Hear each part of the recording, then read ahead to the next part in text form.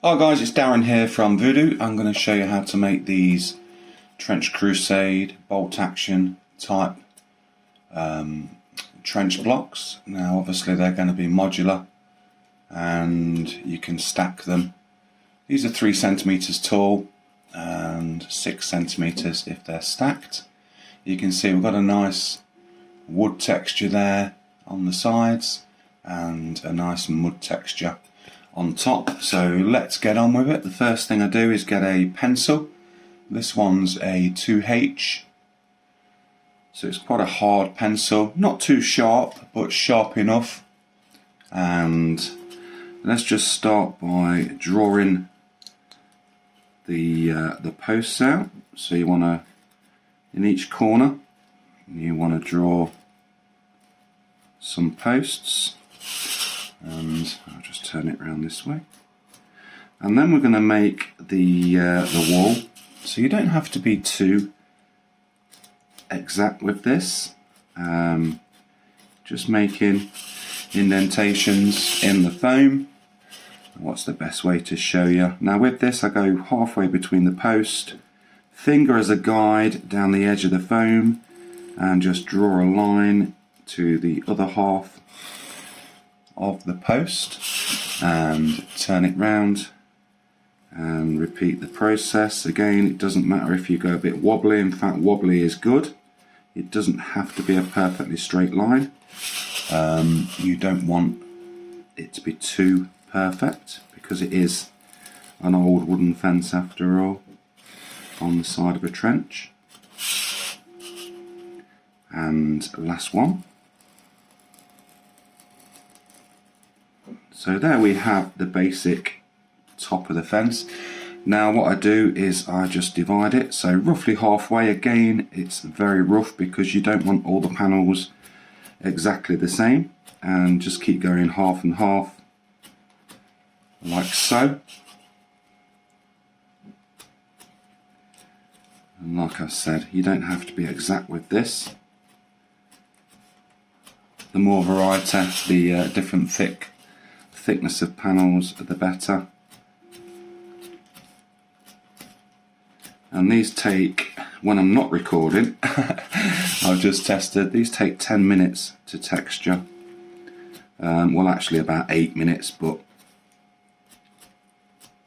roughly 10 minutes to texture. Now when I've done all this, I just, with the corner bits, I just do some diagonals across there. Doesn't matter which way you go with the diagonals, but make a few little grooves in the diagonals like so. And then I turn it round, and making sure you've got a good view on the camera, I just go down with a pencil, and these are the posts, and these are all the fence panels. Again, the wobbly the better. If you're going too straight, it won't look like a natural fence, so it's best to make the lines a little bit wavy if you can. And finishing off on that post there, so you get that sort of effect. And basically just rinse and repeat. Sorry if it goes out of focus, guys. So yeah, just repeat all the way down. I'll try and speed this up a little bit. Obviously you can take a little bit more time. So you have something like that.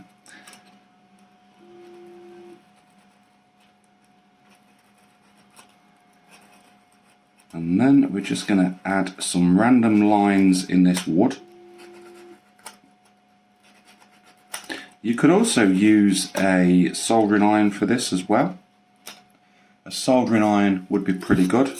Please wear a mask if you're going to use a soldering iron, because the fumes can be a little bit, well, they're not good for you basically. If you're melting foam, a well ventilated area, and a mask is always advisable. So anyway, we've got the 4 sides done now, and all I'm going to do now is just make some sort of rough lines. They don't have to be perfect. You can do what you want with it, just to beat this wood up a little bit, because we're going to come in, should I say, with my modified lollipop stick very soon, and we're going to be going over this.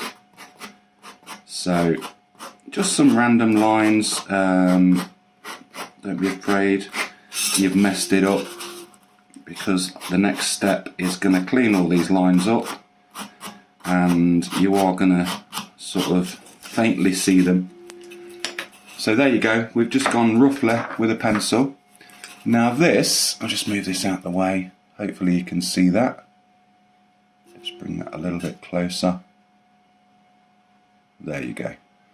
It's a, there you go. It's a modified lollipop stick. I've just cut some teeth out of it. And we're just going to score the top of the wood. Obviously we've already done the posts. So we're just going to score the top like so.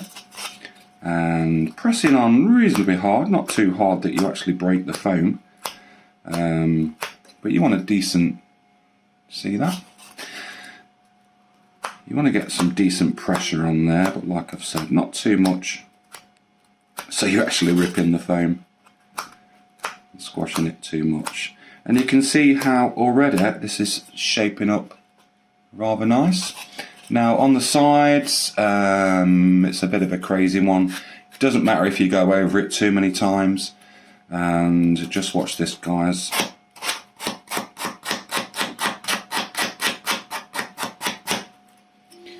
And there you go.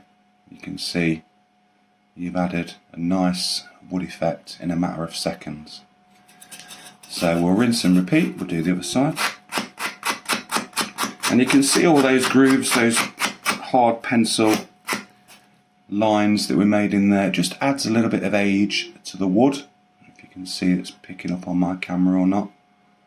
But those deeper grooves we made with a pencil before, they're staying sort of in the background.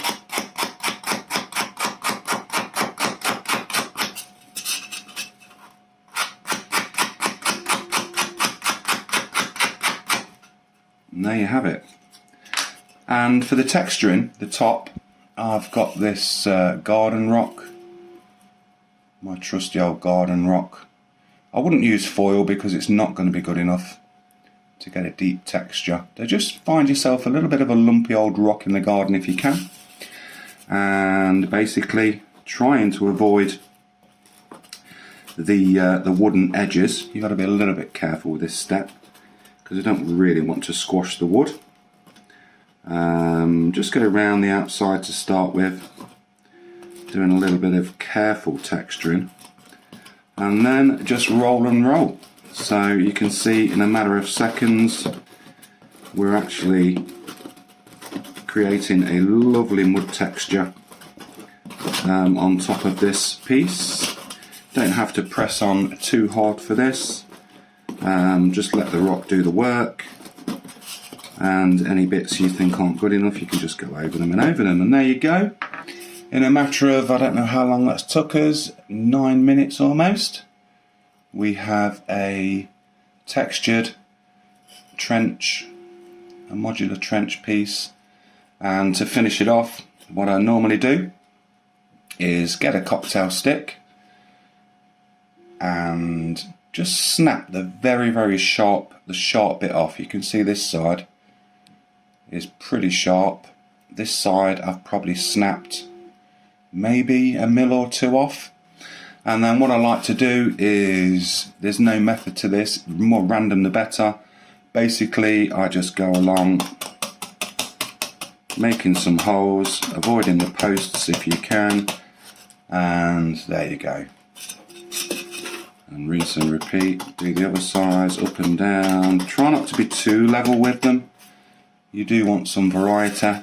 If you make them too precise it won't look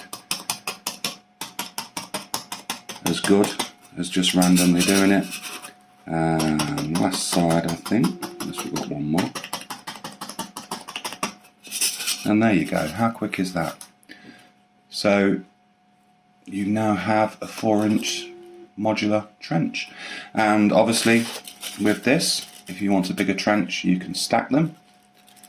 You can see you've now got a 6 centimetre tall trench. You can stagger them like that so you can get minis and stuff on them in between. Obviously if you've got thicker foam, you can make them, I don't know what size foam you can get. In the UK, I'm struggling to get thicker than 3 centimetres. I think 5 centimetres, to be fair, for something like Trench Crusade is the optimal height.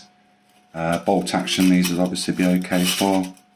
But yeah, doesn't matter how thick your foam is, same method applies. And there you go. I enjoyed this one, guys, and thanks for watching, and I'll speak to you soon. Bye for now.